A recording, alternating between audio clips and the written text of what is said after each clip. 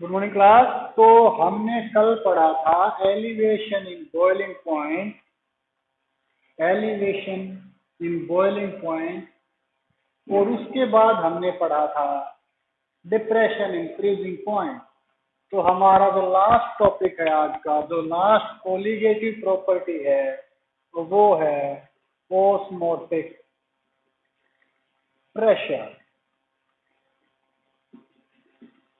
तो osmotic pressure क्या होता है, उससे पहले हमें समझना पड़ेगा कि ओस्मोसिस क्या होता है। ओस्मोसिस क्या होता है, पहले हम देखेंगे ओस्मोसिस को। किसको? ओस्मोसिस। और उसके बाद हम डिस्कस करेंगे व्हाट इज ओस्मोटिक प्रेशर। तो सबसे पहले हम एक केस कंसीडर करते हैं। मान लीजिए ये कोई कंटेनर है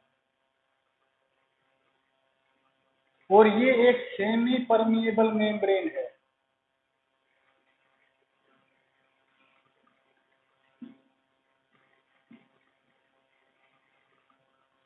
और यहां पर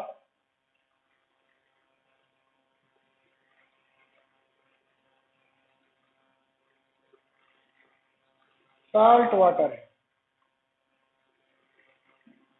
और इस तरफ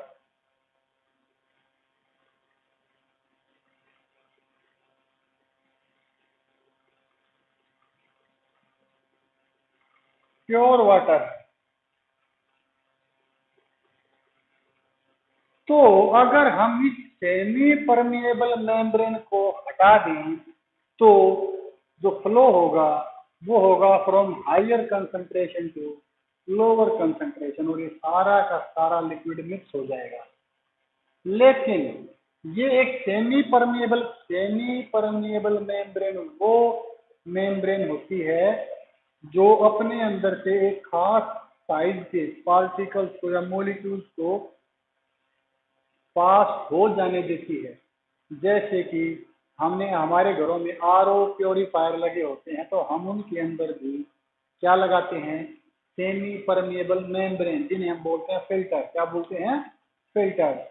और जब साल्ट वाटर उसके अंदर से गुजरता है तो सिर्फ वो मेम्ब्रेन, वो semi permeable membrane pure water molecules को, सिर्फ वाटर मॉलिक्यूल्स को ही पास होने की अनुमति देती है। यानी कि उसके अंदर सिर्फ पानी के मॉलिक्यूल, वाटर के मॉलिक्यूल ही पास हो रहे हैं, और बाकी जो भी इम्प्योरिटी है, जो भी साल्ट वगैरह, वो सारे के सारे रुक जाते हैं। तो ओस्मोसिस क्या होता है? तो इस क्या होगा कि ये यहाँ है higher concentration,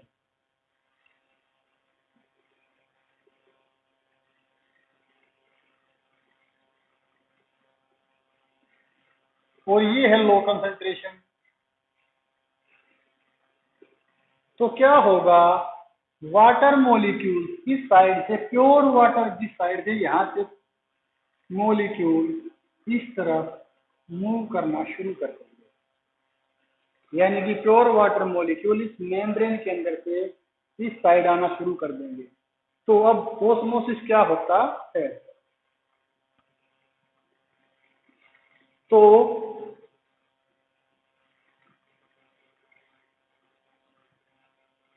osmosis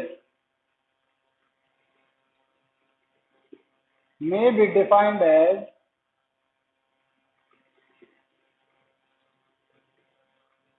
the spontaneous flow of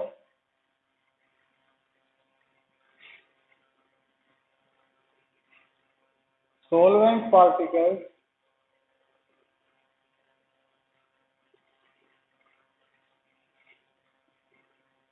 from low concentration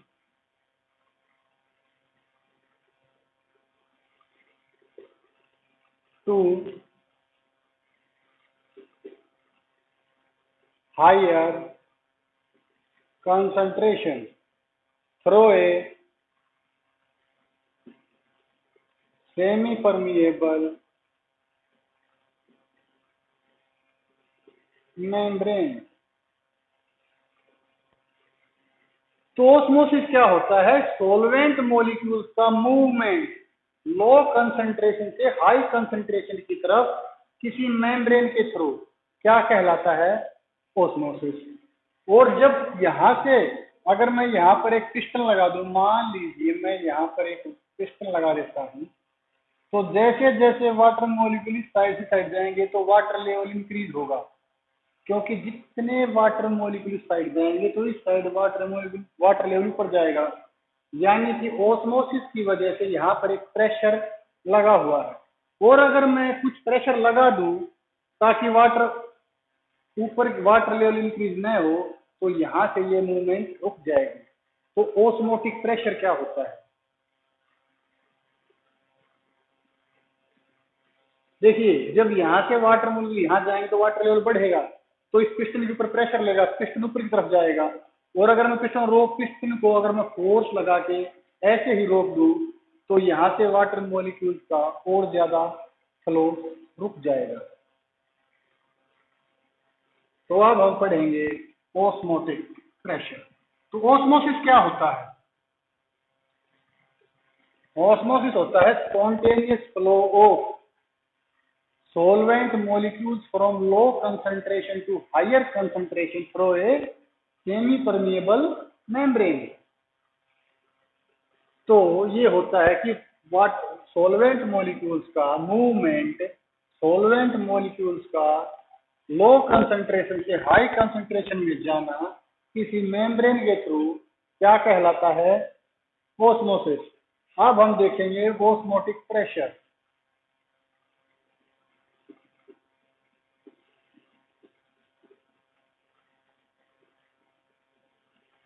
osmotic pressure क्या होता है?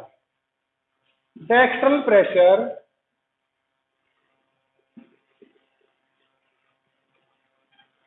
which is applied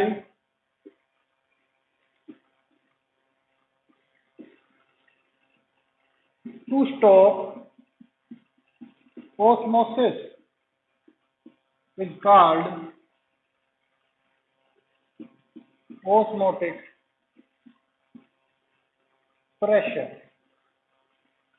मान लीजिए ये कंटेनर है और ये सेमी परमेबल मेम्ब्रेन है, और यहां पर साल्ट वाटर है, और यहां पर मैंने एक पिस्टन लगा दिया। क्या लगा दिया? एक पिस्टन। क्या लगा दिया? एक। इसको ऐसे धकेल सकते जैसे पिचकारी के अंदर होता है।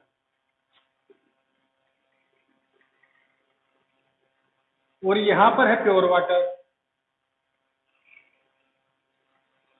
ये मेम्ब्रेन है, ये साल्ट वाटर है, और ये प्योर वाटर है। तो इस मेम्ब्रेन से वाटर मॉलिक्यूल इस तरफ मूव करना शुरू कर देंगे और पिस्टन धीरे धीरे ऊपर की तरफ जाना शुरू कर देगा। अगर मैं प्रेशर लगाऊं और इस पर फोर्स लगाऊं और पिस्टन को ऊपर न जाने दूं, तो और वाटर मॉलिक्यूल अंदर नहीं आ सकते। तो जितना प्रेशर मैंने लगाया है ऑस्मोसिस को रोकने के लिए, देखिए पिस्टन नहीं होता तो वाटर मॉलिक्यूल इस तरफ जाते रहते और वाटर लेवल साइड इंक्रीज होता रहता। लेकिन हमने क्या किया कि यहाँ पर एक पिस्टन लगा, प्रेशर लगा दिया। अब क्योंकि वाटर लेवल इंक्रीज नहीं होगा तो यहाँ से फर्दर मूवमेंट भी रुक जाएगी और ऑस्मोसिस रुक जाएगा। तो यहाँ पर जो फोर्स लगा, यहाँ पर जो प्रेशर लगाया मैंने, the pressure applied to stop osmosis, वो प्रेशर जो लगाने के बाद ऑस्मोसिस खत्म हो गया, रुक गया, उसे बोलते हैं ऑस्मोटिक प्रेशर। और ये होता है pi V is equal to nRT। ये वॉल्यूम है, ये ऑस्मोटिक प्रेशर है, ये number of moles, gas constant, और ये क्या है? टेम्परेचर। और अब एक केस और होता है reverse osmosis, RO, reverse osmosis. ये टर्म आजकल, इस टर्म से हम आजकल बहुत ज्यादा फैमिलियर हैं, क्योंकि हमारे घर में जो पानी आता है तकरीबन हम RO का पानी पीते हैं। तो RO क्या होता है? Reverse osmosis. ध्यान दें, जब यहाँ से वाटर मॉलिक्यूल यहाँ जा रहे थे तो ये था ऑस्मोसिस, फिर हमने प्रेशर लगा दिया एक्सटर्नल, तो ऑस्मोसिस रुक गया। लेकिन अगर मैं और ज्यादा प्रेशर लगाऊं तो क्या होगा, सोलवेंट मॉलिक्यूल यहाँ से किस साइड आएंगे, इस साइड, यानी कि ओस्मोसिस की डायरेक्शन क्या हो जाएगी, रिवर्स। क्या हो जाएगी, रिवर्स। इसे बोलते हैं रिवर्स ओस्मोसिस। इसका नाम होता है रिवर्स ओस्मोसिस। तो दोबारा समझिए, यहां से वाटर मॉलिक्यूल यहां जा रहे थे, ये ओस्मोसिस है। अगर वाटर मॉलिक्यूल यहाँ जाएंगे तो वाटर लेवल इंक्रीज होगा और ये पिस्टन ऊपर की तरफ जाएगा। लेकिन अगर मैं पिस्टन पर फोर्स लगा दूं कि ये न तो ऊपर जाए और न ही नीचे जाए, अपनी जगह पर ही रुका रहे, तो तब क्या होगा, तब ओस्मोसिस रुक जाएगा। और इस एक्सटर्नल प्रेशर को जो यहाँ लगाया था, इसको बोलेंगे ओस्मोटिक प्रेशर। क्या बोलेंगे, ओस्मोटिक प्रेशर। और अगर मैं प्रेशर को और इंक्रीज कर दूं, इसको अंदर दबाऊं, तो क्या होगा, यहां से वाटर मॉलिक्यूल इस साइड आना शुरू कर देंगे। पहले ओस्मोसिस तरफ था, अब ओस्मोसिस इस तरफ है। ओस्मोसिस होता है from low concentration to high concentration. लेकिन अगर हम प्रेशर को ज्यादा इंक्रीज कर देंगे तो ओस्मोसिस की डायरेक्शन रिवर्स हो जाएगी, from higher concentration to lower concentration. तो इसे बोलते हैं हम रिवर्स ओस्मोसिस। तो ये था ओस्मोटिक प्रेशर, और ये भी एक कोलिगेटिव प्रॉपर्टी है, क्योंकि जो ये वैल्यू है, जो देखिए, volume constant, temperature constant, gas constant की वैल्यू फिक्स, तो क्या है, नंबर ऑफ मोल। यानी ओस्मोटिक प्रेशर हमेशा इस बात पर डिपेंड करेगा कि उसके अंदर कितने मोल सॉल्यूट के डिसॉल्व किए गए हैं। इसे हम बोलते हैं ओस्मोसिस और रिवर्स ओस्मोसिस हमने पढ़ा है। तो हमारा आज के लिए ये काफी है, और ये यूनिट हमारी कंप्लीट हो गई है, और हम बाकी कल शुरू करेंगे अगला टॉपिक। Thank you.